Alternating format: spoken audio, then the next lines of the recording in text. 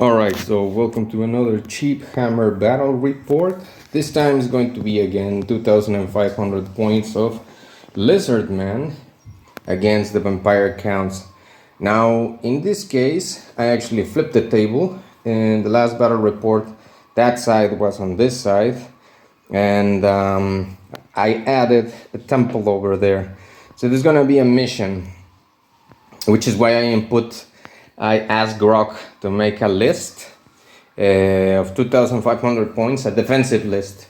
I show him the pictures of the temple, the measurements and everything, give him a list of my available units that I have, and ask him, okay, so make a defensive list of pretty much what you want to, which units of this list you want to do. Arm them as best as you want. I gave him advice on perhaps a couple of magic items, and this is what he came up with. So over here on the left you got a unit of, finally I got the miniatures. It's the Razordon and the Salamander. Next to it there's going to be 20 Soros warriors, full command. Next is going to be a unit of 20 temple guard, and behind inside the temple the slan protecting the temple. Next to it there's going to be 5 jungle swarms, 10 Soros warriors, a unit of 22 skinks.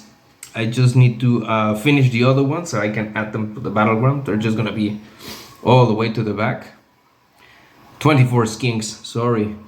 And a unit of 10 Call 1 riders. My side of the list, I got 10 crypt ghouls, 5 dire wolves, 2 units of 20 zombies, 1 unit of 26 skeletons, 1 unit of 25 grave guard, and over there I added 1 vampire thrall. This one has the sword of sorrow. This is a necromancer acolyte with the scepter of Neurot. I don't know if I'm pronouncing it right, but to help me resurrect some, or to boost my level of casualties in case I get them. He has also, I believe this one has illusion and has glittering robe, the signature spell. Vampire count, he has the ogre blade. Next is another vampire thrall. That's going to be the BSB, signaled by this little flag over here, marker. The next is another necromancer acolyte, level 1, and he has, I think I put him the Lord Familiar, and he's going to have blood lost or something like that. Then that gives me frenzy and hatred, because I really need to make a lot of wounds with this unit. This is my killy unit. Another vampire thrall.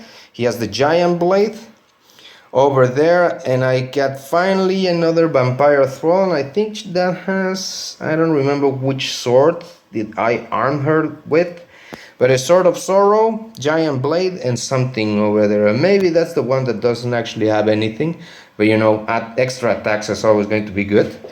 A Tomb Banshee over here, 26 more skeletons, and my casket from the Black Coach is going to be my current raid. It's my flying casket. I'm still painting it, but that's the whole point. It's like it has like telekinetic powers or something like that. Anyway, corpse guard to help me resurrect more zombies. By the way, I put this guy the banner of barrows, so I have like 5+ regeneration, so I can have more shields, heavy armor, everything, just to make it a tough unit. And finally, 2 units of 3 spirit hosts. That will be my list. So it's going to be, I'll make a roll to see who's first. And yeah, that will be it. Let's see, vampires or lizardmen turn 1. Alright, so lizardmen turn 1, and a couple of things that I forgot to mention about his list. He has also a skink priest level 2. I moved him from, it was hiding over there in that part, so I moved him over here. He's now over there on the right side of the temple guard. And he has also a Saros Cold Blood. So I added him to the unit of Temple Guard. Forgot to add him. It's a very important character. Anyway, so he tried a couple of enchantments, tried what was it? Shield of Savory, and it failed on the unit of Temple Guard, and Oaken Shield to the unit of Swords Warriors, and both of them failed, so nothing. He was not able to make any, he doesn't have any conveyance spells, and also, yeah, pretty much everything just moved. The unit of Razor and Salamander move. This unit of Swords Warriors move a little bit and pivot just to be able to, I think it's just his idea is basically to cover that section over here with them. The swarms, they vanguarded and now they're over there and they move then. The Skink Skirmishers march all the way to the front. So did the Cold One Riders to be in a better position. The Swords Warriors march also. Well, they move over there. And the Temple Guard stayed in place, and the Skink moved to that position. So be it. Nothing important in this section. So yeah, Vampire counts turn 1. Alright, so Vampire counts turn 1. I tried to cast Glittering Robe with one of my Necromancers, and it failed. Then I was thinking about casting, I said, why not Bloodlust now, because that will give me Frenzy, and then I have to charge any unit in front. And I want to keep my line strong, I want to keep everything tight, so that nothing comes in. So I just move everything forward, as you know, obviously I cannot march, it's a necromantical death. So it's just 4 inches forward, you know, everything goes slow. But I'm trying to keep the line over here, I'm trying to see this chaff over here. I'm not counting that this chaff is going to be able to kill those units over here, but if I can distract them over here, and which probably, I mean, he thinks he can, the thing with the machine or Grok is like it's using that unit to cover from this section, but I don't care about that. Like honestly, I would see more problems if those Swords Warriors came over here and start like, you know, bothering the rest of my units over here. But that's not my main idea basically, and I think that's the solid strategy, is this unit. I'm just gonna use the rest of this to just get there and try to make some wounds and etc. Just use the chaff to cover everything, but this unit has to get there. It has to kill that Temple Guard, and then we can just kill the Slan. Or maybe by combat, well, because he's a separate unit, but then we can kill this land and then the game's over. The idea is that my vampire count ends up in that temple, and that will be victory for the vampire counts. So I really don't give much of a crap about these units over here. Mostly with vampire counts, it's like it's just a bunch of chaff. So you just use the chaff to distract, and you go for, ooh, almost dropped the rock. And you just use your chaff to distract, and then you just go for the kill with like special units, like the vampire counts. I mean, hence the name vampire counts, is that what you're supposed to use with the army. So I'm just gonna use the Wraith and the Banshee and everything to try to clear everything over there. Probably when I get closer, they're just gonna throw their javelins at me. I know that this unit is very tough, and I can still resurrect as much undead as I need, so there's not really a problem over there.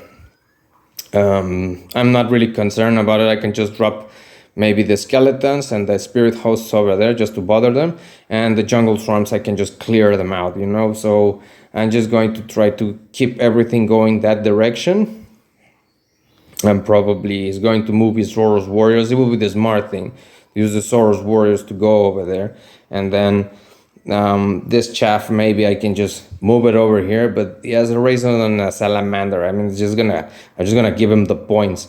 I'd rather just stay here and just waste the time of those units. And yeah, let's go to vampire counts. Sorry, lizardmen turn 2. All right, end of lizardmen turn 2. So what happens is like the skinks move forward and they chuck some javelins at my unit of skeletons. I actually had 2 wounds, but I resurrected them with my necromancer. The Koban riders stayed over there. They're spreading. There was no really any early necessity for using them to charge any unit. They wouldn't make any damage over here. Everything that we crunched the numbers between the AI and me, and there was not really any good point to use them. So the thing is, like, those Soros warriors move to the front. They're gonna stay over there to kind of like sort of like torpedo the units over here. His Razordon actually caused one ghoul to die, so I think I'm gonna move everything forward in that direction. Maybe with all of this I can take those and just use them, because otherwise they're just chaff that really is not doing anything in the battlefield. So I was gonna move the horde forward next to it, but that will be in my turn. Skinks moved forward, caused some wounds. I resurrected them, nothing. The jungle swarms just adapted this formation to try to target more of the units that start getting to the front, and pretty much everything just stayed in place. He just cast something on his temple guard, but nothing is happening really. I think most of the things are just gonna happen on this turn. So let's go to, and sorry for the noise, it's my washing machine. It's just doing a lot of noise.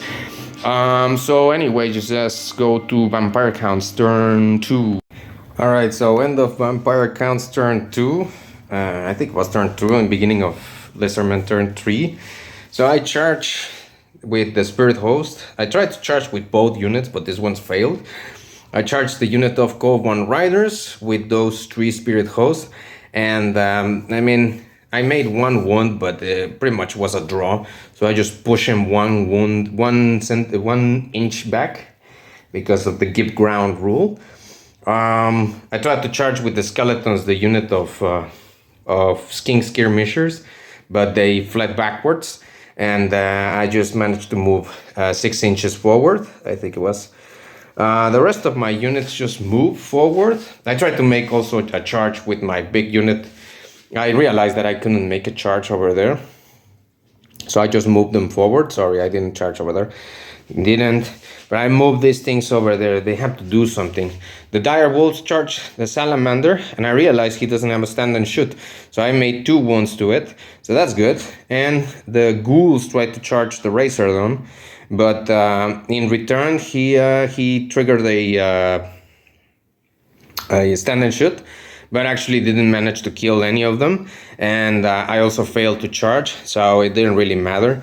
For the rest, nothing really has happened, you know. But one thing to take in consideration is that I actually had Glittering Robe and Bloodlust on this unit. Battle Lust is okay. That's the one from Dark Magic that gives me Frenzy and Hatred, because I was hungry for more hits. But Glittering Robe is just like, it's a defensive one. It works with a -1, and I mean, it makes the unit more tougher, but the problem is, like, I forgot. I really thought time was on my side, and we're already jumping into turn 3, but I'm getting closer. I think on the next turns, probably there are going to be some battles going on overall, and maybe this is the moment where I can just, my unit can shine and start, like, wiping out units and getting over there. The idea is to get to the main unit of Temple Guard, destroy them, and then take control of the temple. The rest doesn't matter. So I can just chaff and move, just use my chaff to just move around and just like focus on this other stuff. But basically he can just throw things in front of me and make it pretty much impossible. Just torpedo my unit and make it impossible. But I consider that with everything that I arm this unit with, I'm going to be able to wipe out whatever it's on my way. The only stronger thing would be the Temple Guard. But I'm pretty confident I can just like overrun everything, and my Corpse Guard is going to be able to withstand, or to, well, on my Corpse Guard, my Necromancers and everything are going to be able to resurrect as many as needed. And but that's basically the strategy. But I realized that without Van Helsden's Macabre and without the I don't remember what was the other one. Is like the one that gives you reserve move. You're kind of stuck and you move really slow. So if you really are against time and you want to get this unit to kill, maybe just skip one unit of skeletons, maybe add something over there just as a peripheral. But try investing, maybe get rid of the thralls, invest maybe in one of the necromancers, make him a necromancer lord and put those spells or put them on your vampire account because they're really necessary. Anyway, so because my vampire lord only has like an assailment spell, just concentrate on making as much damage as possible. Anyway, so that's it for vampire counts turn 2. Let's go to lizardmen turn 3. End of vampire counts turn 3, I think it was. Beginning of lizardmen turn 4. I skipped a little bit of things. I skipped a couple of things, but mostly what happened is I charged with the spirit host on the flank of the Covenant riders, and I charged also with the current raid. So since they couldn't do any attacks to me when I was ethereal, I was able to do as much damage as possible. And then they break, then I pursued, and then I run them over. I actually cut them with that unit of spirit host, and it ended up clashing with the unit of skin skirmishers, locking them in combat. And since this unit was the one that charged, I actually just overrun and charged into a unit of skin skirmishers as well. And well, the current raid wasn't able to just like get into position because, well, I mean, he's ethereal. He can move through, I don't know if he can move through another ethereal unit, but I just left it like that and stayed over there. This unit of skeletons actually pursued, that's why they're in the back, because I pursued them all the way there. They flee, they threw some shots at me. And I remember how many wounds I got over here. But yeah, I got like 2 wounds on that unit. But I managed to pursue it, so I stayed over there. The rest of the units, well, I didn't successfully charge that unit. And also over here. Over here I charged with the ghouls, but with the stand and shoot from the razor barbs. And then in combat, he actually managed to wipe my unit out. But I got my 2 units of zombies here ready. The wolves were managed to kill the salamander, but they got killed by the handlers, so they're backed over there, just in order to resist. So I'm pretty confident that the 2 units of zombies can clear them out, hopefully. They're not very good at combat. And over here, well, it's like, it's gonna be vampire counts turn 4. Ah, no, this is vampire lizardmen turn 4, actually. Yeah, so everything just moved like this. He casted a shield of Sapphire in that unit, and then a oaken shield on that unit. So those units are gonna be tough when I manage to charge them. But they're just backing up, just making me waste time. And I cannot complete my charges, unfortunately. I used the Wailing Dirge, and I caused a couple of wounds on the swarms, but it wasn't that much. So yeah, on to vampire counts. Oh, sorry, lizardmen turn 4. Alright, end of lizardmen turn 4, vampire counts turn 4 now. I skipped a couple of things, but what happened is the spirit host that lock with the skins managed to make so many wounds to them since they cannot attack back, and then I pursued and overrun them. Those spirit hosts end up over there. I reformed these ones, and skeletons are ready now for engaging over there. And I actually skipped, and I tried to cast Glittering Robe and Battle and Bloodlust on this unit. Both of them failed. So sometimes when you need those spells, they just don't go off. But I still got some stuff over there. I got my killy units over here. So I managed to charge, and since they cannot back again, I was able to just charge them.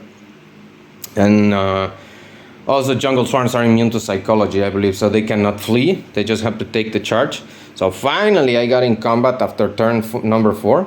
These guys charge over there, these guys are going to charge over there, these guys are going to charge over there, and these guys are going to charge over there. So that's going to be all my charges.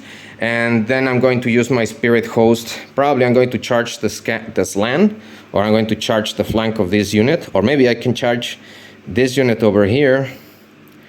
Yeah, I can charge that unit over here, this unit over here.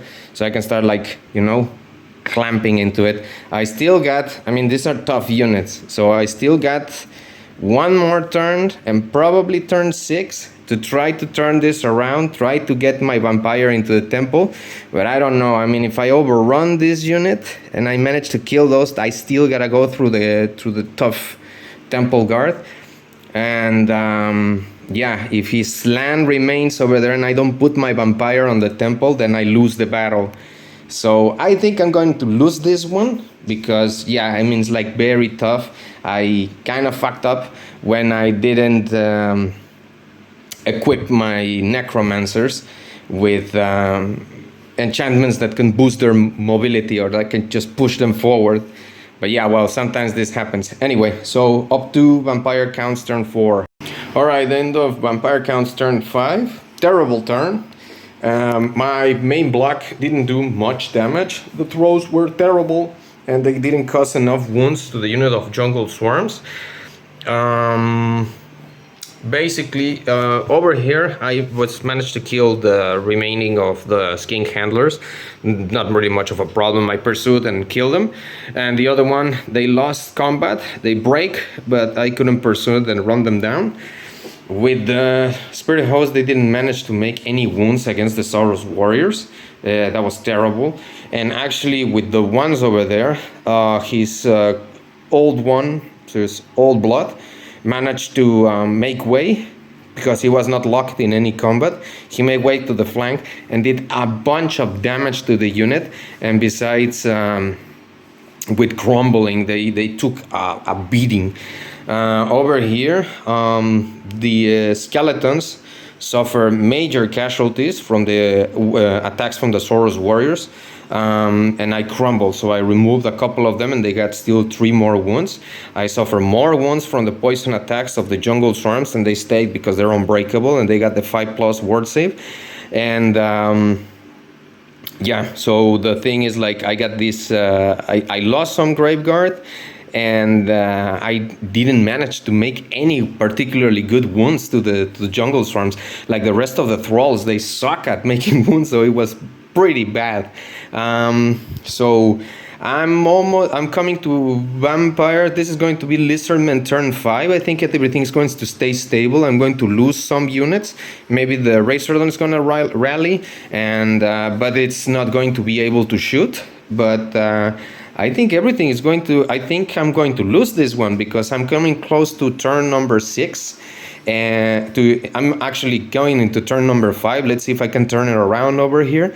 But if I go to turn number 6, I'm probably going to crash into that unit or maybe crash into the Saurus warriors. And by turn number 6, I wasn't able to get to the temple. So pretty much this means invest in movement. Don't invest in silly things. Invest in movement and move your units as fast as possible. Get them into combat. Anyway, so up to lizardmen turn 5. Alright, so end of vampire counts turn 5. It wasn't bad, but I mean, at this pace, it's not gonna work. Spirit Host got crumbled over there by the temple guard. So, because, well, he didn't do that much wounds, but with combat resolution, they end up crumbling. I took 3 more wounds over there because they didn't manage to make any wound on the Saurus warriors, and they take 3 wounds in return because of close formation, 1 rank and banner.